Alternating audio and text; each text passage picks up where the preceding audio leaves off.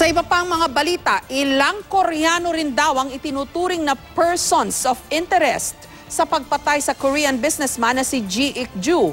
Napag-alamang 2 beses nang nakidnap si Ji bago siya napatay. Nakikipag-ugnayan na raw ang DOJ o ang Department of Justice sa Korean Embassy para malaman kung totoong may Korean mafia sa bansa. May report si Mariz Umali. Isang memorial service ang ginanap sa Camp Crame ngayong hapon kung saan daw pinaslang ang Koreanong negosyanteng si Ji Ik-ju. Naging emosyonal ang kanyang mga kaanak, kaibigan at empleyado. Remember what we have told you, sir. We will always be proud to have a boss like you. Dumalo ang mga kinatawan mula sa Embahada ng Korea sa pangunguna ng kanilang ambassador.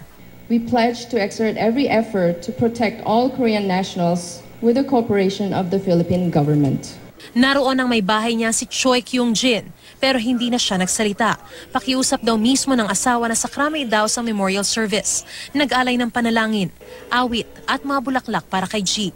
Si PNP Chief Director General Bato de la Rosa nagpaabot ng kanyang pakikiramay sa pamilya ni Ji. I know that there are not enough words to assuage the family's grief brought by the loss of Mr. Ji Ik-ju under the most unfortunate circumstances. Ang DOJ nakikipag-ugnayan na ngayon sa Korean Embassy para maliwanagan kung mayroon nga bang Korean mafia.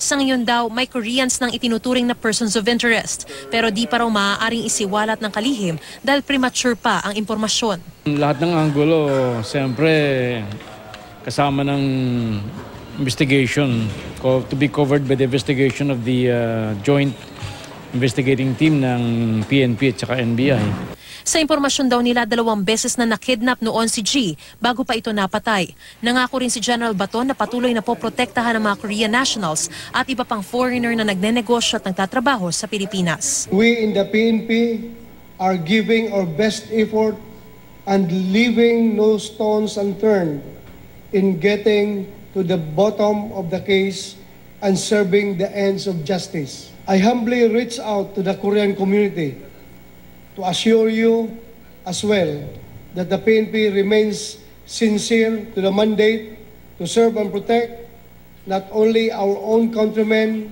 but everyone, regardless of nationality, who visit or reside in our country.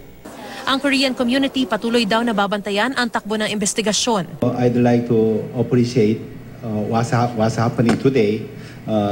We are the foreigner. We are living in this country because we trust in the government in the Philippines. Same time, the law in the Philippines. Of course, also we trust with the PNP. That's why we are here.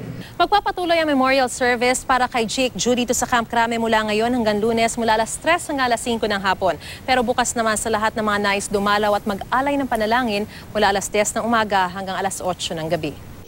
Mariz Umali, GMA News.